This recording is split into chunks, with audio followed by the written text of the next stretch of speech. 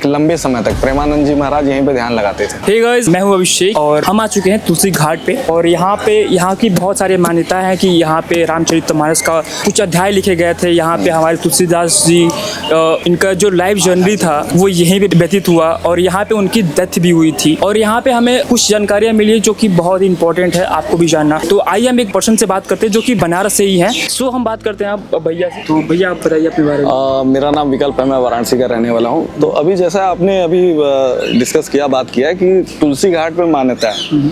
देखिए, तुलसी घाट, जो तुलसी और घाट, ये तुलसीदास जी पे रखा गया ये नाम। तुलसीदास जी का एक आधा जीवन, आधा से ज़्यादा जीवन यहीं पे व्यतीत हुआ था। ये इसी घाट पे ही हुआ था पूरा। ये जो घाट है, नीचे आप यहाँ पे देखेंगे तो यहाँ पे तुलसीदास जी बैठते थे। ये जो सामने आप पेड़ देख रहे हैं, कम से कम 150 साल पुराना है। तुलसीदास जी यहाँ पे अपना नृत्य क्रिया वगैरह करके यहाँ पे ध्यान लगाते थे।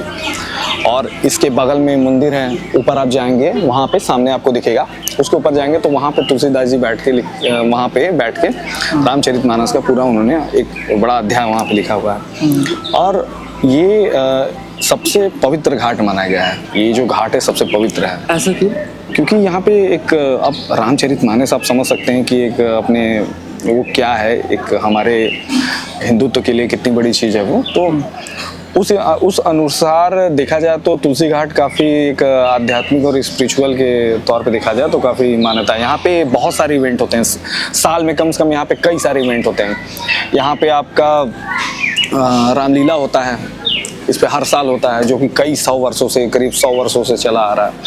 यहाँ पे ध्रुपद होता है, ध्रुपद मेला होता है, जो कि पूरे विश्व में 1-2 जगह ही सिर्फ ध्रुपद मेला होता है।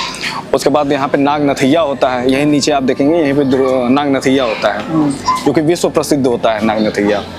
तो ये तमाम तरीके की चीज़ें यहाँ पे होती हैं। और आपको ज़्यादा डिटेल्स चाहिए तो आप मंदिर में ऊपर जा सकते हैं। वहाँ पे आप अभी भी वहाँ पे जहाँ पे तुलसीदास जी बैठ के लिखते थे वो जगह है, उनके जिससे लिखते थे वो है, उनका खड़ा हुआ है, उनके वस्त्र रखे हुए हैं, उनका आसन रखा हुआ है। ये सारी चीज़ें आपको वहाँ पे दिख जाएंगी, तो वहाँ पे जाके आप सारी चीज़ों को देख सकते हैं। जो ये तुलसी घाट है ये अभी और पहले में कितना अंतर? पहले देखिए, जितने भी घाट थे वो घाट उस तरीके से डेवलप नहीं थे।